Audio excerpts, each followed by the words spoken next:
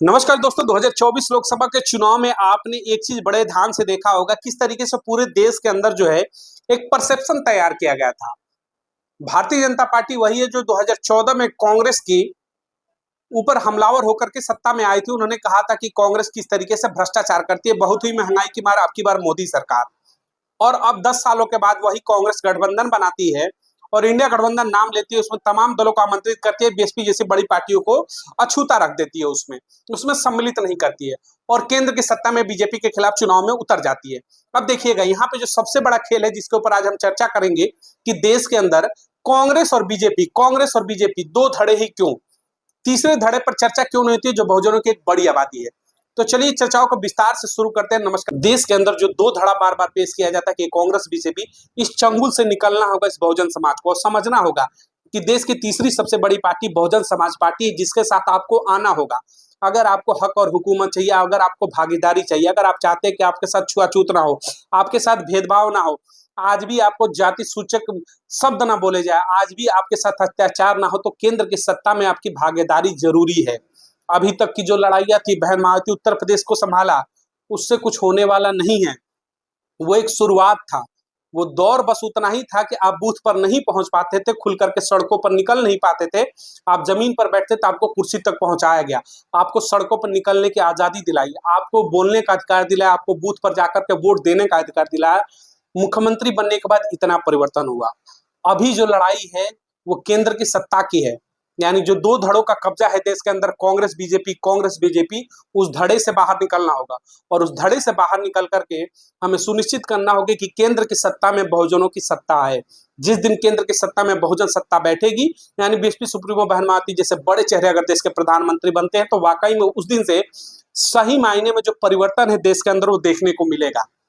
क्योंकि अभी तक तो जो लड़ाई थी वो जमीन से उठ करके कुर्सी तक पहुंची है, लेकिन अब इस दलित समाज को जमीन से उठ करके महल तक का सफर तय करना है और जमीन से महल तक का जो सफर है वो तभी तय हो पाएगा जब केंद्र की सत्ता में बीएसपी सुप्रीमो बहन मायावती जैसा दलित समाज की एक बेटी प्रधानमंत्री बनेगी तभी। वरना 65 सालों के इतिहास में कांग्रेस ने दलित समाज का किस तरीके से दोहन किया है ये कहने की बात नहीं है। एक भी दलित समाज का ना प्रधानमंत्री ने उत्तर प्रदेश में मुख्यमंत्री देने का काम किया है इसी कांग्रेस पार्टी ने। और भारतीय जनता पार्टी के ऊपर आप क्या ही विश्वास कर सकते हैं। सवाल वही है कि केंद्र की सत्ता में जब आपकी पार्टी आएगी, बहुजनों की सत्ता होगी, तो आपका असली सफर तय होगा। अगर अभी भी आपको यकीन नहीं होता कि केंद्र की सत्ता में क्यों जरूरी है, तो कुछ चीजें मैं बता रहा हूं, जरा ध्यान से सुनिएगा, एकांत मन से सुनिएगा, सोचिएगा, जरा अपने बुजुर्गों से पूछिएगा।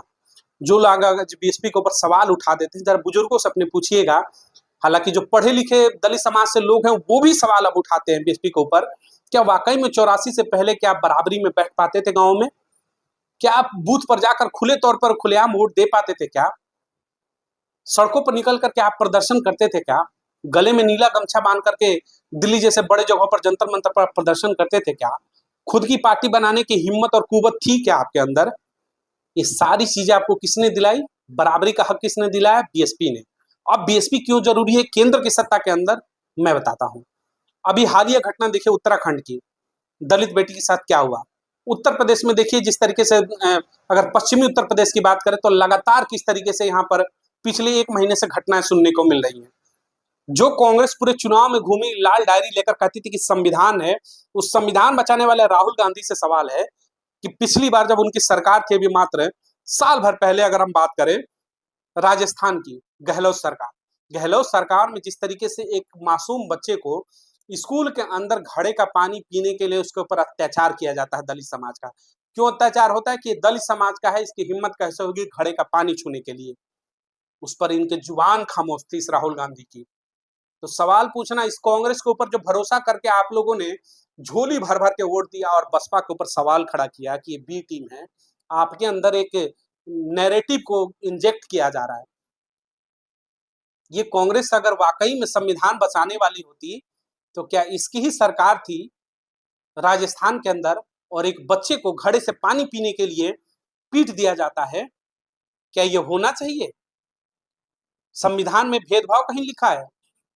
क्षमता मूलक यही होता है क्या? संविधान में इक्वालिटी दिखाई गई है ना, सबको समान अधिकार दिया गया है ना। तो फिर किस संविधान को लेकर के राहुल गांधी लाल डायरी घूमते थे? उनका संविधान अलग है क्या राहुल गांधी का?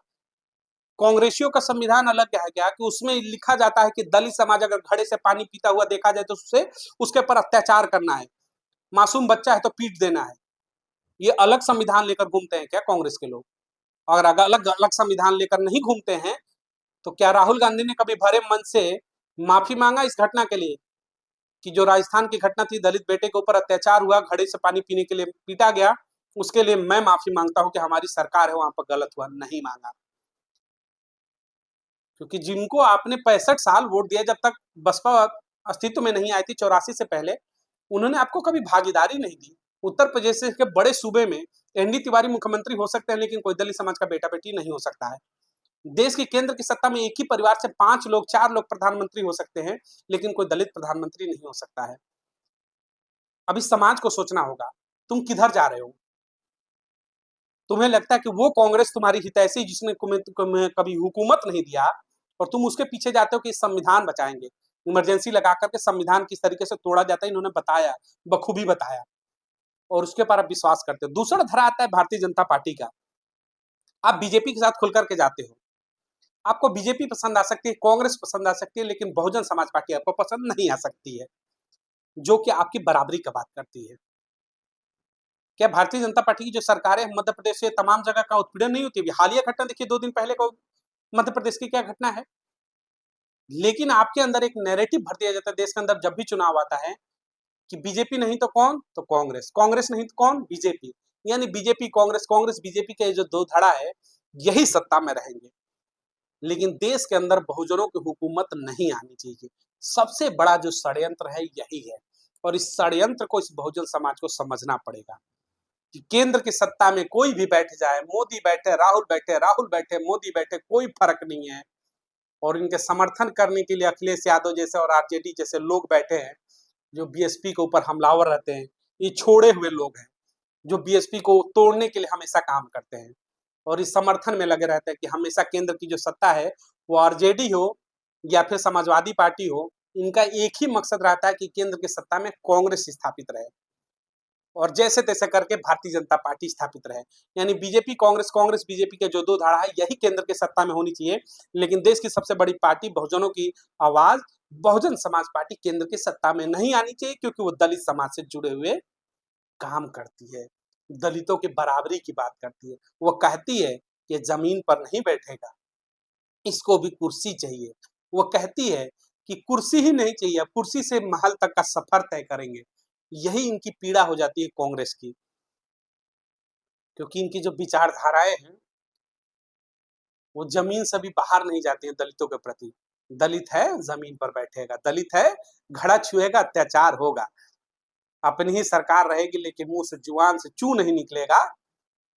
राजस्थान की घटना पर गहलोत सरकार में, और चुनाव में आकर कहेंगे कि हम संविधान बचाने निकले हैं, संविधान बचाएंगे। लाल डायरी है, संविधान का आखिरी चुनाव है, संविधान के प्रिम्बल को तोड़ने वाले आप लोग हैं। दिन रात हिंदुस्तान, इंडिया और भारत का जिक्र है, और दिन रात हिंदुस्तान कह करके संबोधित करने वाले राहुल गांधी कहते संविधान बचाएंगे। इनकी सरकार में उत्पीड़न पर इनकी जुबानें नहीं खुलती हैं। इस बहुजन समाज से सवाल है कि केंद्र की सत्ता में क्या आपकी भागीदारी नहीं चाहिए? आपको सुनिश्चित करना पड़ेगा। क्या वाकई में लगता है कि आपको पूरे अधिकार मिल गए हैं, तब आप भारतीय जनता पार्टी कांग्रेस को जरूर वोट करिए, इनके समर्थन में जाइए। लेकिन लगता है कि देश के अंदर आज भी आपके साथ छुआछूत है, भेदभाव है, आज भी जाति सूचक शब्द आपके खिलाफ इस्तेमाल किया जाता है, आज भी आपको निचले पायदान पर रखने का पूरा पुरजोर प्रयास है, आज भी आपको हक और हुकूमत उतना नहीं मिलता है जितना आपको मिलना चाहिए। तो फिर आपको सोचना पड़ेगा कि केंद्र की सत्ता में कांग्रेस और बीजेपी का खेल क्यों चलेगा? क्यों कभी बीजेपी, कभी कांग्रेस, कभी बीजेपी, कभी कांग्रेस?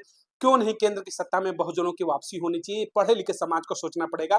जो बहुजन समाज का एक बड़ा तबका है, जो आज पढ़ लिख करके इंजीनियर डॉक्टर बना है, लेकिन फिर भी उसकी विचारधारा जो है शून्य हो चुकी है। उस शून्य विचारधारा से बहुजन समाज से मेरा सवाल है कि क्या केंद्र की सत्ता में तुम्हारी अपनी भागीदारी नहीं चाहिए? क्या केंद्र की सत्ता में बहुजनों की सत्ता नहीं होनी चाहिए?